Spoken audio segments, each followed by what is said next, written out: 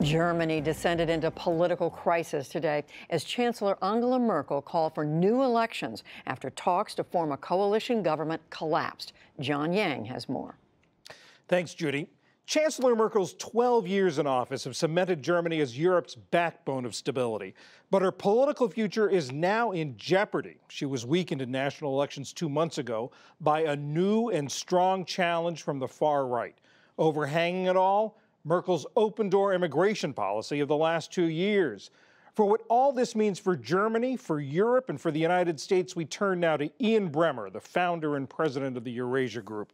Ian Bremmer, thanks for joining us. As I said, Germany for so long has been sort of the rock of stability in Europe, politically and economically. How did we get to this place? Well, that's right. And certainly since the financial crisis in 2008, the one thing that everyone could count on in Europe was a strong German chancellor in Angela Merkel. But, this last election did not go well for her. It was the worst performance of her party in decades. And it's not because the economy was doing badly. Indeed, well over 80% of Germans were optimistic about the future of the German economy, and the middle class and the working class, unlike in France, the UK, or the United States, felt pretty good. But they hated her migration policy. You remember when Merkel said, "We can do this, wir schaffen das," and they allowed in 1 million refugees from Syria to come into Germany. It was incredibly unpopular. She had to back away from the policy pretty quickly. She didn't get support from other European nations, certainly not from President Obama or later Trump, or from the Germans themselves. And that really hurt her. It also opened the door for the far-right Alternatives for Germany, Deutschland Party.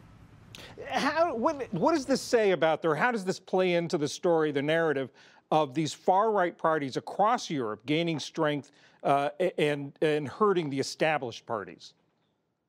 It's very much of a piece. Now, to be very clear, there's no remote conversation about Germany leaving the Eurozone. Everyone in Germany understands that it keeps the cost of German exports low. It benefits them. They're a structural beneficiary of staying in. So it's not Euroscepticism, but it is about building walls. It's about keeping Germany more German. And the fact that 13% of the population voted for this party, the Alternatives for Deutschland, it's the first time a nationalist party has been in the Bundestag since World War II.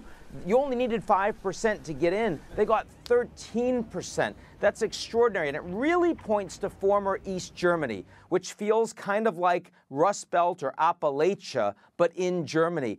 50% of voting age people in former East Germany say they don't believe reunification worked, that they were left behind. And 27% of that population actually voted for the AfD in recent elections. That trend is only going to grow. And that's one of the reasons why, if you were to have new early elections in Germany, the potential that the outcome is going to be even worse for Merkel than the last election she had is very real. You mentioned the possibility of new elections. I mean, Mrs. Merkel has said she doesn't like the idea of a minority government. She seemed to be opening the door to new elections, but you say that's not, that the outcome will hurt her even more, likely to hurt her even more?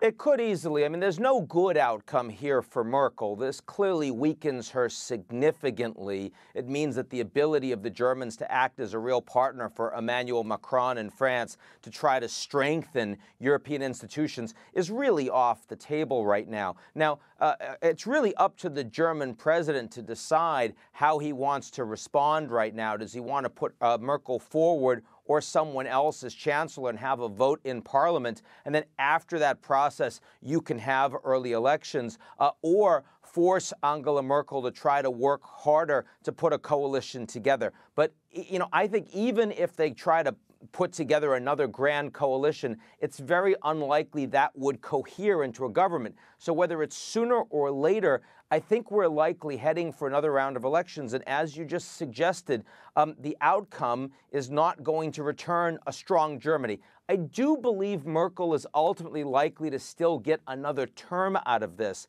but it's very different than the Merkel-driven Germany that we've seen in previous years. Ian Bremmer of the Eurasia Group, thanks for helping us understand this. My pleasure.